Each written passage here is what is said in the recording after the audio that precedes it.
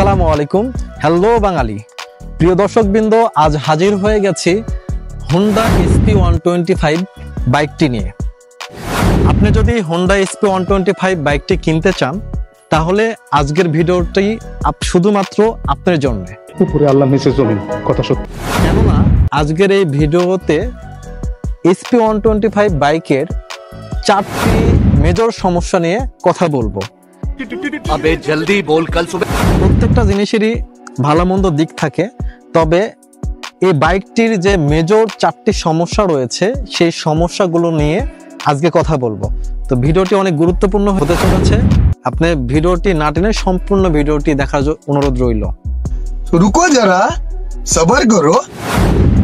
প্রিয় দর্শকবৃন্দ, আমি যদি ফাইনালি বলি সবচাইতে SP125 বাইকটির মেজর যে সমস্যা সেটি হলো এর সাসপেনশন প্রবলেম। বাইকটিতে 6 স্টেপ অ্যাডজাস্টেবল সাসপেনশন দেওয়া হয়েছে, যা মারাত্মক বাজে। সঠিক বলেছেন, আপনার বুদ্ধি ভালো। কেননা আপনি যদি বাইকটি একটানা 1 থেকে 150 কিলোমিটার রাইড করেন সেক্ষেত্রে আপনার প্রচণ্ড ব্যাক পেন হবে এবং এটি ভাষায় প্রকাশ করতে পারবো না। এইটা কি কোনো কথা? আপনি যদি 20-25 কিলোমিটার বাইকটি রাইড করেন সেক্ষেত্রে এই জিনিসটা আপনার সমস্যার সম্মুখীন হবেন না। তবে যদি আপনি লং রাইড করেন আপনাকে অবশ্যই এই সাসপেনশনটা প্যারা দিবে। নিঃসন্দেহে তুই ঠিক কথা বলেছিস। প্রিয় দর্শকবৃন্দ, এরপরে যদি 2 নম্বর সমস্যাটার কথা বলি সেটি হলো এর হেডলাইটের আলো স্বল্পতা। আপনি যদি গ্রামগঞ্জে বাইকটি চালান সেক্ষেত্রে আপনি হয়তো বা এর আলো বিষয়ে অতটা সমস্যার সম্মুখীন হবেন না। রিল্যাক্স। প্রিয় দর্শকবৃন্দ, যদি আমি গ্রামের রাস্তায় SP125 এর বাইকটির হেডলাইটের আলোর অবস্থা দেখাই, এটি হলো লো ভিম আর এটি হলো হাই ভিম। এটি হলো লো ভিম আলো, দেখছেন কি পরিমাণে ব্রাইটনেস, এটি হলো হাই ভিম। তো এটিতে মোটামুটি চলা যায়, গ্রামের আলো রাস্তায় চলা যায়। আর যদি আমি ফগ লাইট দিই তাহলে আলোর অবস্থা এটা হবে, একদম পুরো রাস্তা ক্লিয়ার। প্রিয় দর্শকবৃন্দ, shafiqul.com চ্যানেলটি সাবস্ক্রাইব করে কমেন্ট করলে পেয়ে যেতে পারেন আকর্ষণীয় একটি হেলমেট গিফট। কিছু মনে করবেন না। তবে যদি আপনি হাইওয়েতে রাইড করেন রাতে, বিপরীত দিক থেকে যখন কোনো গাড়ি আসবে তখন আপনার বাইকের আলোটা দিয়ে রাস্তা দেখতে পারবেন না, সেক্ষেত্রে অবশ্যই আপনাকে একটি ফগ লাইট লাগাতে হবে। হ্যাঁ ভাই, ঠিক আছে, 100% ঠিক আছে। প্রিয় দর্শকবৃন্দ, এখন আছি আমি রংপুর ঢাকা মহাসড়কে। তো এখানে আমি SP125 বাইকটির হেডলাইটের অবস্থা আপনাদের দেখাচ্ছি।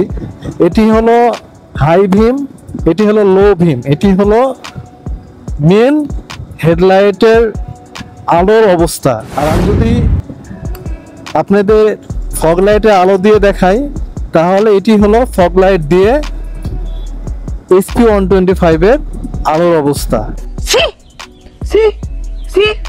সেক্ষেত্রে আপনারা অবশ্যই বুঝে গেছেন যে SP125 এর বাইকটির নিয়ে যখন আপনি হাইওয়ে রাইড করবেন সেক্ষেত্রে অবশ্যই আপনাকে ফগ লাইট ইউজ করতে হবে।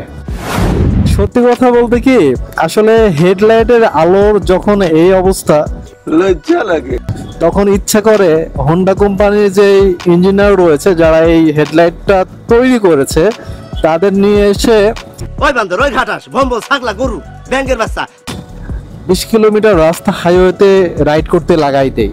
তারা বুঝতে পারবে যারা গ্রাহক রয়েছে তাদের কি পরিমাণ সমস্যার সম্মুখীন হয় হেডলাইটের আলো বিষয়ে।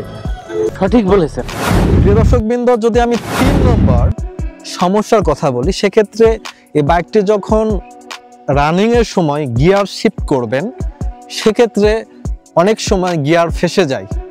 আমার ক্ষেত্রে এরকম হয়েছে, আমি একটা গাড়ি ওভারটেক করব, শেষ টাইমে গিয়ার দিয়েছি বাট গিয়ার ফেসে গেছে। তো ইমার্জেন্সির সময় গিয়ার ফেসে যায় একটি মারাত্মক দুর্ঘটনা ঘটতে পারে। এইটা আমরা জানতাম। এই বিষয়টা আপনাকে একটু ঝামেলা পোহাতে হবে। আমি যদিও শোরুমে কন্ট্যাক্ট করছি, টেকনিশিয়ান বলেছে ভাই বাইকটা রানিং করলে 4-5 হাজার কিলোমিটার রানিং হয়ে যাবে বাইকটা, তখন হয়তো বা ইজি হবে। তারপরও আমি এই জিনিসটা ফেস করেছি।